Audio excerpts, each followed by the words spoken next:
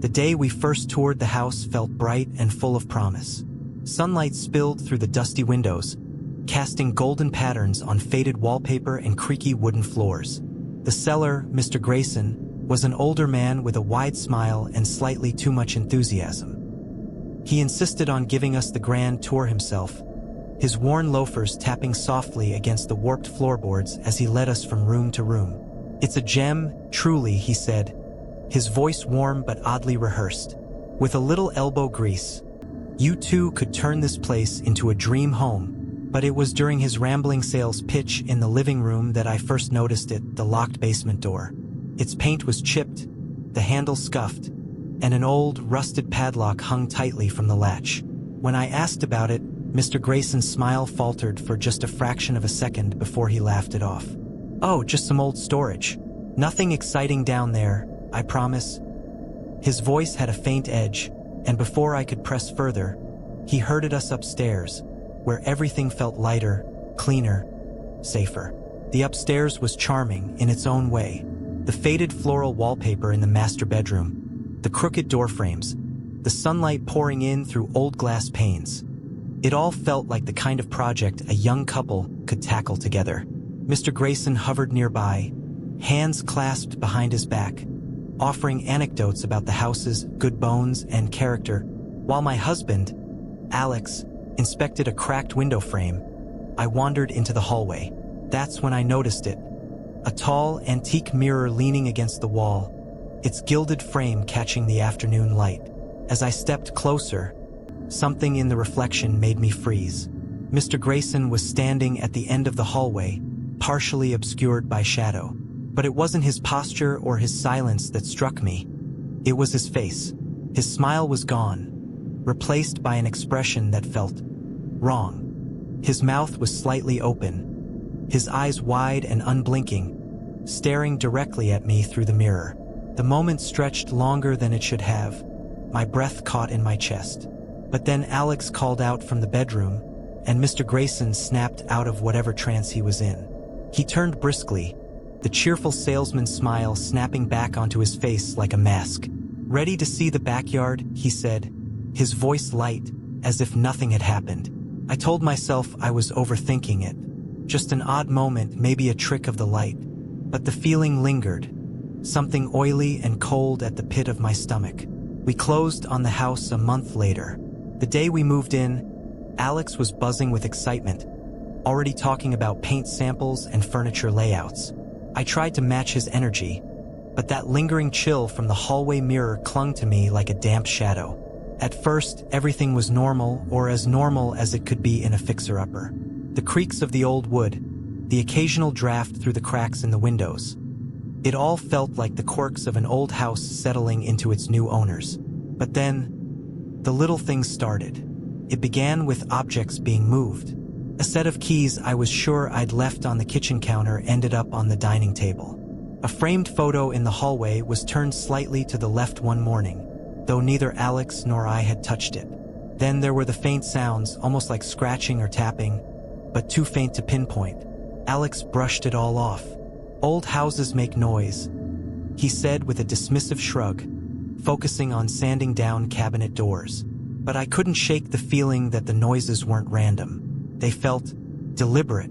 And then came the smell. At first, it was faint, barely there.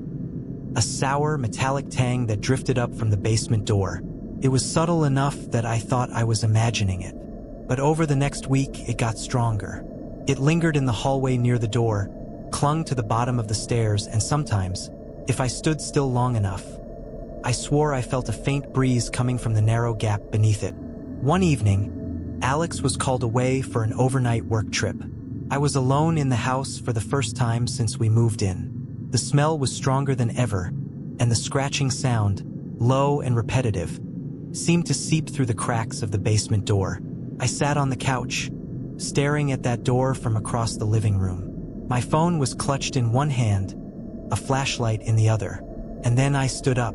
I don't know what compelled me to do it. Maybe it was the weeks of unease building up, or maybe it was some deep, terrible curiosity clawing at me from the inside. But I walked to the basement door, my hand trembling as I gripped the rusted handle.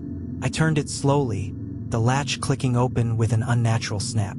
The door creaked as it swung inward, revealing nothing but darkness and the faint smell of something rotten. The smell hit me full force as the door creaked open. A sharp, sour stench mixed with something metallic and rotten. My stomach twisted, and I had to cover my mouth with the sleeve of my sweater to keep from gagging. The flashlight in my trembling hand cast a narrow beam into the darkness below, revealing a rickety wooden staircase disappearing into the shadows.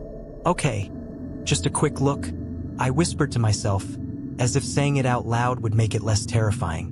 Each step groaned beneath my weight as I descended, the air growing colder and thicker with every step. The scratching sound had stopped now, replaced by a faint dripping noise somewhere deep below. My flashlight flickered briefly, and for one terrifying second, I was plunged into total darkness before it steadied again. At the bottom of the stairs, the basement opened up into a wide concrete room, the walls covered in peeling paint and dark stains. Piles of old boxes and broken furniture were scattered around, but what caught my eye was something shoved against the far wall. A tarp. It was draped haphazardly over what looked like a shape.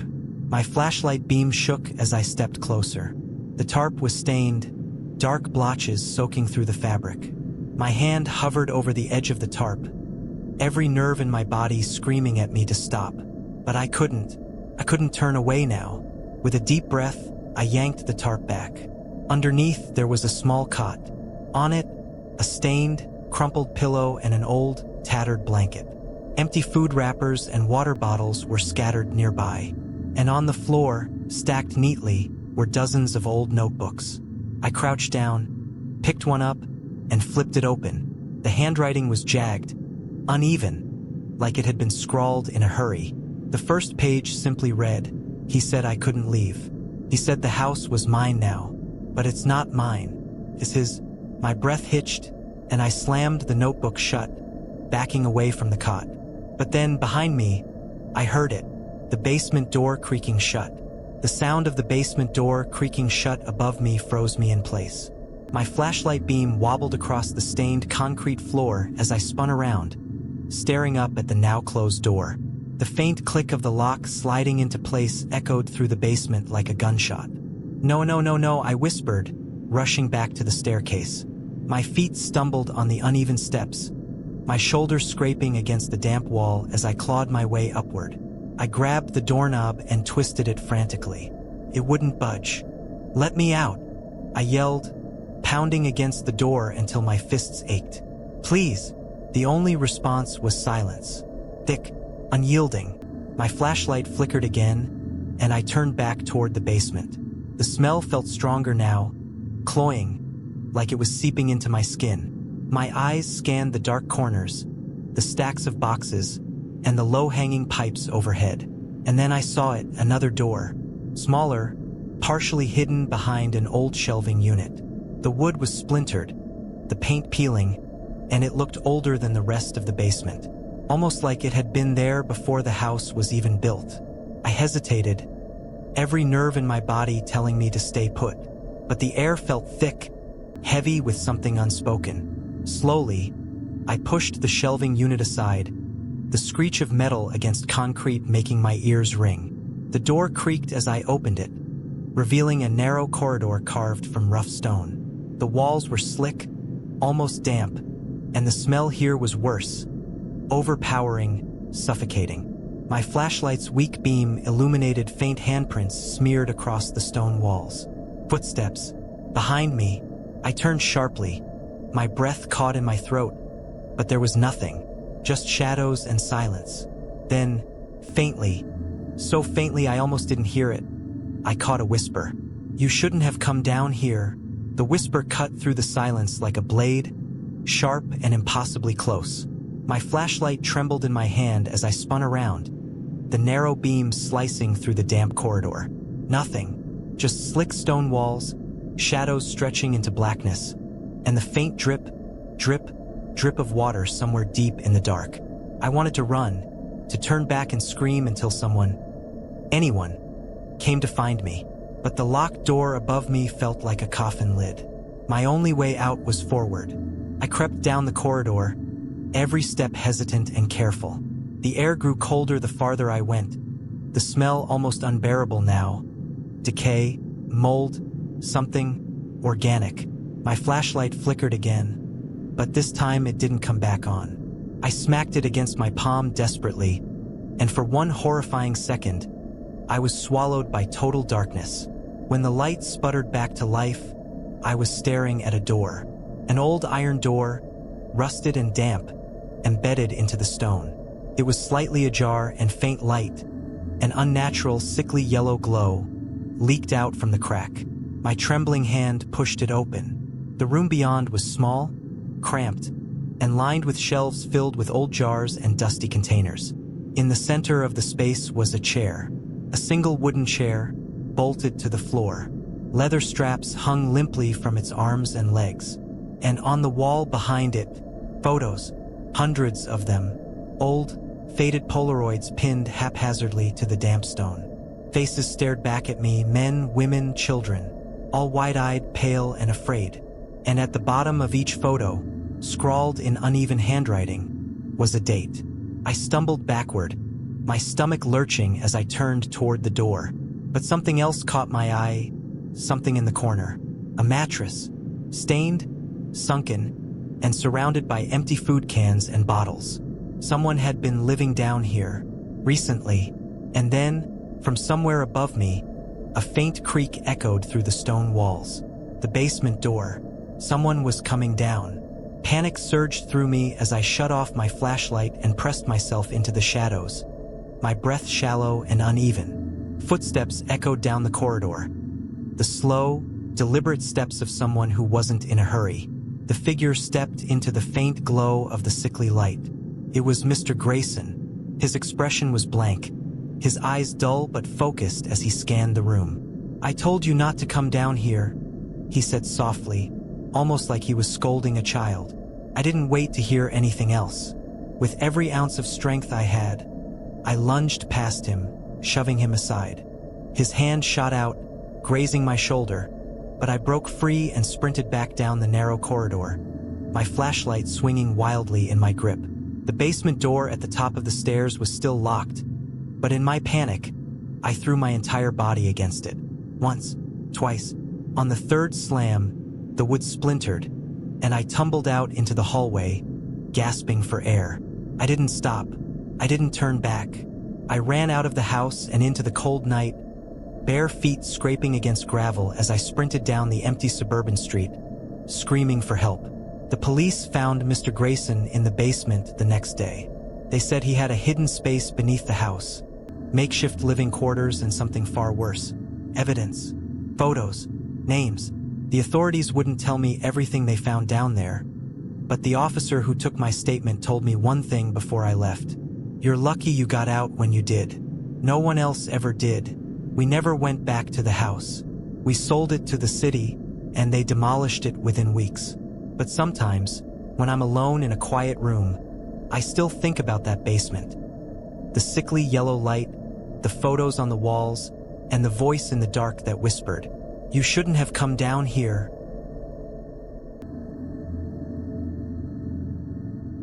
The drive to the cabin felt like an adventure. A winding road through thick trees, golden leaves scattering across the hood of our car as we crept deeper into what felt like the middle of nowhere. The listing on the rental app had promised cozy charm and secluded tranquility, and the photos had shown a picture-perfect wooden cabin surrounded by nature. But when we finally pulled up the gravel driveway, something felt off. The cabin looked the same as in the pictures, technically, but up close, the wooden planks were warped, and the paint was peeling in places. The windows were smudged with streaks of grime, and the air smelled faintly of mildew. Inside, the charm started to fade quickly. The kitchen had outdated appliances, and the living room furniture was covered in a thin layer of dust, as though no one had touched them in months. Still, we laughed it off, rustic charm we called it. We unloaded our bags, cracked open some beers, and settled in for a weekend of board games and bad horror movies. That first night, the wind howled through the trees, and the cabin creaked like it was settling into itself. We stayed up late, playing cards and sharing stories until the clock ticked past midnight. Just as we were about to head to bed, we heard it. A faint knock, knock, knock on one of the windows. Probably just the wind or a branch, Mark said, waving it off with an easy grin. Kayla nodded, though her eyes lingered on the window a little too long. We dismissed it, chalking it up to the isolation messing with our heads. But as I lay in bed later, staring at the wooden beams of the ceiling, I heard it again. Faint, deliberate, knock, knock, knock. This time it was closer, like it was coming from the window right next to my side of the bed. I didn't dare look. Instead, I squeezed my eyes shut and waited for sleep to take me. The next morning, sunlight spilled through the dusty curtains, and everything felt less ominous. Mark brewed coffee. Kayla sat cross-legged on the couch scrolling through her phone, and I stepped outside to get some fresh air. That's when I noticed it, the muddy footprints. They started at the front door and led down the gravel path to our parked car. The prints were large, uneven, and smeared in places, like someone had been walking slowly, deliberately. I followed them with my eyes, my stomach tightening. "Did one of you go outside last night?" I asked when I came back in, trying to sound casual. Both Mark and Kayla shook their heads. "No way," Mark said, frowning. "I passed out as soon as I hit the pillow." Kayla's face paled slightly. "Are you sure it wasn't just one of us earlier? Maybe yesterday when we unpacked." But we all knew it wasn't. The prints were fresh, still damp with mud. Someone had been outside the cabin while we slept. Someone who wasn't us. The day passed in uneasy silence. We tried to distract ourselves. Mark suggested a hike, Kayla tried to get a board game going, and I attempted to lose myself in a book. But the thought of those footprints lingered, gnawing at the back of my mind like an itch I couldn't scratch. As the sun dipped below the trees, casting long, twisted shadows across the gravel driveway, Kayla spoke up. "Do you guys feel like we're being watched?" Mark rolled his eyes, trying to lighten the mood. "Come on, Kayla. It's just an old cabin. Creepy cabins are, like, a requirement for weekends like this." But his smile didn't quite reach his eyes, and when the sun finally disappeared, the weight of the darkness felt suffocating. That night, the knocking started earlier. Knock, knock, knock. This time it was louder, more deliberate. The three of us froze in the living room, our heads snapping toward the sound. "It's probably just an animal," Mark said, but his voice shook slightly. Kayla grabbed her phone and tried to check the cameras installed on the cabin's front porch, but the app wouldn't load. No service. We turned off the lights, hoping to see something, anything, through the window. The porch light flickered weakly, illuminating the gravel path. For a moment, it seemed like nothing was there, but then we saw it. A figure standing just outside the ring of light. Still, motionless, watching us. "Do you see that?" Kayla whispered, her voice trembling. The figure took a single step forward before retreating back into the shadows, disappearing as though it had melted into the night. We didn't sleep that night. Every creak of the wooden floor, every gust of wind against the window, it all felt deliberate, like someone was just on the other side of the walls, waiting. None of us said much the next morning. The daylight felt weak, like it couldn't quite chase away the chill that had settled into the cabin. Mark made coffee in silence, his movements tense and robotic. Kayla sat on the couch, wrapped in a blanket, her eyes locked on the window. I paced the living room, chewing my lip raw as I replayed the image of that figure in my head. "We should leave," Kayla said finally, breaking the silence. Her voice was flat, but her eyes were wide with fear. Mark hesitated, his hand hovering over his coffee mug. "Come on, guys. We're letting our imaginations run wild. It's probably just some local messing with us. A prank. A prank doesn't leave footprints at night," I said sharply. "A prank doesn't stand in the shadows watching us." Mark sighed, rubbing his face with both hands. "All right, fine. Let's pack up. We'll leave early." We started throwing our things together, stuffing clothes into bags, packing up food, grabbing our phones. But when I went to open the front door, my heart stopped. The door wouldn't budge. The handle turned, but something heavy pressed against it from the outside. "Guys!" "The door's blocked," I said, my voice barely above a whisper. Mark joined me, shoving his shoulder against the door. It's like something's barricading it. Kayla let out a small, broken sound. The windows. We can climb out through the windows. But when we went to the living room, the windows were all the same. Something had been nailed across them from the outside. Thick planks of wood, haphazardly nailed into place, blocking every escape route. They did this while we slept, I said, my voice hollow. They were here.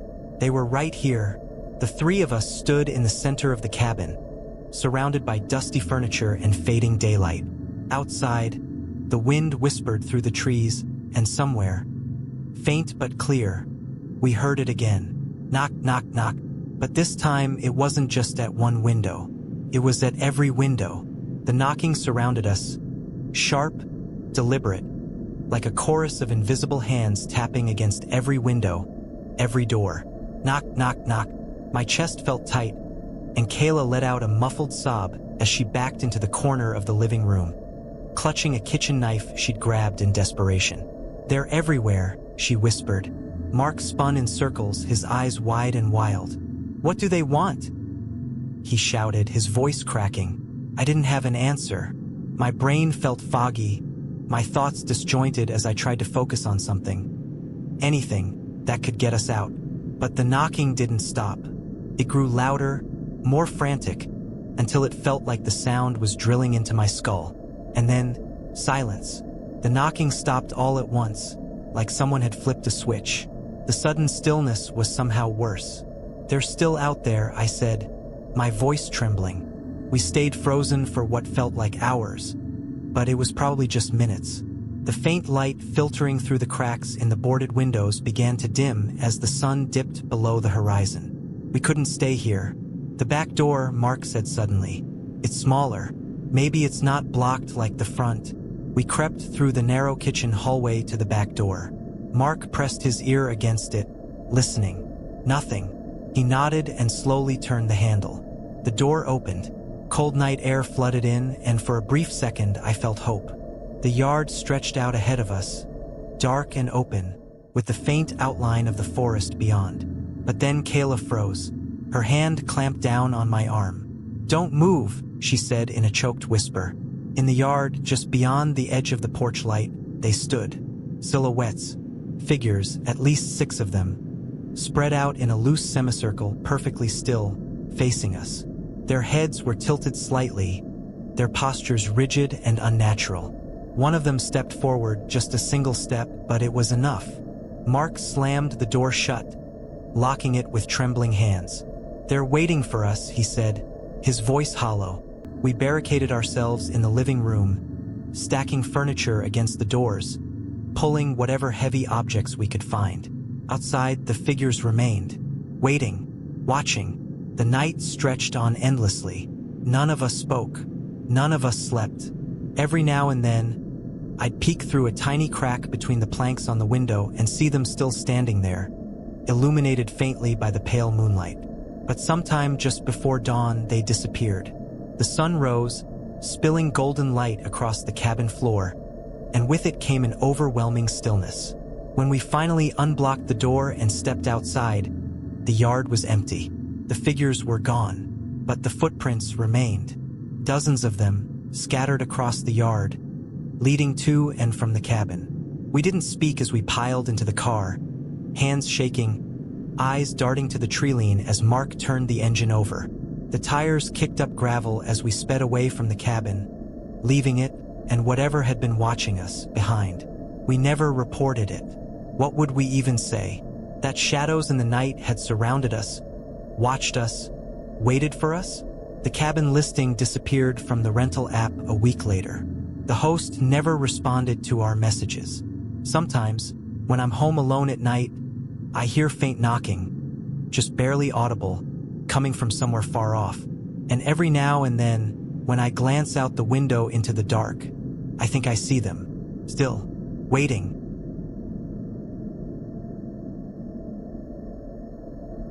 The apartment was nothing special. A cramped studio with peeling wallpaper, creaky floors, and a radiator that clanged like it was haunted. But it was cheap, close to campus, and came with utilities included. The building itself felt frozen in time, with faded floral carpeting in the hallways, and that distinct smell of mildew mixed with cleaning supplies lingering in the air. My next-door neighbor, Mrs. Delaney, introduced herself the day I moved in. She was a petite, elderly woman with cloud-white hair pulled into a loose bun and a faint scent of lavender perfume that seemed to follow her wherever she went. At first, she seemed sweet, offering me stale cookies on a mismatched plate and asking if I needed help unpacking. But her questions lingered a little too long. "What time do your classes end, dear? Do you usually study late? Oh, and do you lock your door when you leave?" I laughed them off at the time, assuming she was just lonely and curious. But looking back, I should have paid more attention. The first time I noticed something was off, it was subtle, barely enough to raise suspicion. I'd come home late from a night class, juggling my backpack and a takeout container, only to find my apartment door slightly ajar. At first, I thought maybe I'd forgotten to lock it in my rush that morning. Nothing seemed missing, the TV was still there, my laptop sat untouched on the desk. But something felt wrong. The closet door was cracked open, just enough to see the shadows inside. A drawer in my desk was pulled out an inch, like someone had rifled through it and stopped halfway. And then there was the smell. Faint but unmistakable lavender perfume. Mrs. Delaney's perfume. I told myself I was overthinking it, that maybe I'd been careless. I checked the locks twice before going to bed that night, listening intently to every creak of the old pipes and faint murmur of distant conversations through thin walls. But then the notes started. The first one was innocuous enough. A piece of lined paper slipped under my door, written in a delicate, looping script, "You should really close your curtains at night. Someone might see inside." I froze when I read it, my stomach turning cold. My curtains were thin, but I lived on the third floor. Who could have been looking in? Who was paying that much attention? I glanced toward the small window across the room, the pale glow of the streetlight filtering through sheer fabric. I crumpled up the note, threw it away, and tried to forget about it. But they didn't stop. A second note came 2 days later. "I noticed you were out late again. You should be careful walking home alone." And then a third. "Blue looks lovely on you. You should wear it more often." I hadn't worn blue in over a week. The third note rattled me more than I wanted to admit. My hands shook as I held the paper, my eyes scanning the room as if someone might be hiding in plain sight. The idea that someone was watching me, tracking what I wore, what time I came home, made my skin crawl. I stopped throwing the notes away. Instead, I kept them in a drawer in my desk, staring at them late at night as if the looping handwriting might reveal some hidden clue. Mrs. Delaney was my first suspect, of course. The smell of lavender, her incessant questions, the way her eyes lingered on me whenever I passed her in the hallway. But then I started second-guessing myself. Could an elderly woman really be sneaking around my apartment? Could she have been the one who left the door open? Then came the fourth note. This time it wasn't slipped under the door. It was waiting inside my apartment, taped to my bathroom mirror. "You should lock your windows too." I backed out of the bathroom, my knees weak. The window above the kitchen sink was cracked open ever so slightly. A window I never opened because the latch was rusty and hard to close. I slammed it shut, locked it, and then went through every inch of the apartment, checking under the bed, behind the couch, inside the closet. But there was no one there. I didn't sleep that night. Every sound, the ticking of the clock, the hum of the fridge, felt amplified. I kept glancing toward the door, half expecting to see a shadow pass by the crack at the bottom. The next morning, I confronted Mrs. Delaney. I knocked on her door, hard enough that it echoed down the hallway. She opened it slowly, her watery eyes peeking out from behind the chain lock. "Oh dear," she said softly. "Is something wrong? Have you been coming into my apartment?" I asked, my voice trembling despite my attempt to sound firm. Her smile faltered, just slightly. "No, dear. Why would I do that?" But there was something in her eyes, something that flickered there for just a moment before she shut the door in my face. Her door closed with a soft click, leaving me standing in the dim hallway with my pulse pounding in my ears. I couldn't shake the look in her eyes, a flicker of something sharp and knowing, gone in an instant. I wanted to storm back, demand answers, but I couldn't bring myself to knock again. Instead, I locked myself in my apartment, double-checking every latch and bolt. That night, I barricaded the door with a chair and tried to sleep with the light on. But around 2 a.m., I woke up to a faint noise, a slow, scratching sound, coming from somewhere near the floor. I froze, every nerve in my body on edge, straining to hear through the silence. It was coming from the door. The faint scratching was rhythmic, deliberate, like someone was dragging a fingernail along the wood. I sat up in bed, my breath shallow, clutching my phone tightly in my hand. When I finally worked up the courage to move, I crept to the door and peered through the peephole. The hallway was empty, but as I turned away, something on the floor caught my eye. A note slipped halfway under the door, the edge still trembling slightly as if it had just been pushed through. I snatched it up with shaking hands and unfolded it. "I'm not the only one watching you." I dropped the note like it had burned me, stumbling back into the middle of the room. My head was spinning, my chest tight. Not the only one. I spent the rest of the night sitting in the corner of my bed, knees pulled to my chest, staring at the door and waiting for the sun to rise. The next day, I went straight to the building manager's office. A tired-looking man in his late 40s sat behind the desk, flipping through a stack of papers. "Can you check the security cameras?" I asked, trying to keep my voice steady. "Someone's been coming into my apartment, leaving notes, watching me." He gave me a long, tired look. "Miss, the cameras in this building haven't worked in years. Wiring issue, costs too much to fix. You're welcome to file a report, but there's not much I can do." I left the office feeling sick. That night, I decided I couldn't stay in the apartment any longer. I packed a bag with essentials, my laptop, some clothes, my phone charger, and planned to spend the night at a friend's place. But as I grabbed my keys from the counter, I noticed something. The smell of lavender. Stronger this time, almost suffocating. And then, from the closet, I heard it. A faint creak, like the sound of someone shifting their weight on an old wooden floorboard. The creak from the closet was so faint I almost convinced myself I'd imagined it. Almost. But the smell of lavender was unmistakable, heavy and cloying, filling my nostrils with every breath. My hand froze on my apartment keys, and my heart hammered so loudly I was sure whoever, or whatever, was in there could hear it. Slowly, I turned toward the closet door. It was cracked open just an inch, a sliver of darkness peeking through. My brain screamed at me to run, but my feet were rooted to the floor, every muscle locked in place. "Hello," I whispered, my voice barely audible. Silence. I took one trembling step forward, then another. My hand hovered over the door handle before I steeled myself and yanked it open. The closet was empty. Empty, except for a faint indentation on the floor where someone or something had been standing. My breath came in shallow gasps as I scanned the space. And then I noticed it. Wedged between two shoeboxes was another note, written in that same familiar, looping handwriting. "You were supposed to stay asleep." I stumbled backward, the note falling from my fingers. My chest felt tight, and my head buzzed with panic.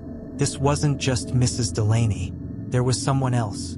I grabbed my bag, phone, and keys and bolted for the door, yanking it open so hard it slammed against the wall. I sprinted down the hallway without looking back, past Mrs. Delaney's apartment, past the flickering light bulb above the stairwell, and out into the cold night air. I spent the night on a friend's couch, clutching my phone like a lifeline. In the morning, I went back with a locksmith and two friends for safety. When we opened the apartment door, the smell of lavender was gone. The air felt stale and still, like no one had been there in weeks. But in the middle of my bed sat one final note, perfectly centered on the pillow. "You shouldn't have left."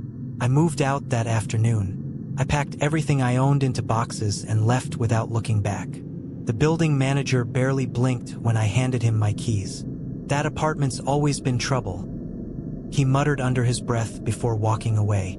I never found out who was in my apartment, or how long they had been watching me.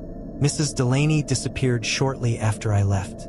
Her apartment was cleared out one day, just empty, as if she had never lived there at all.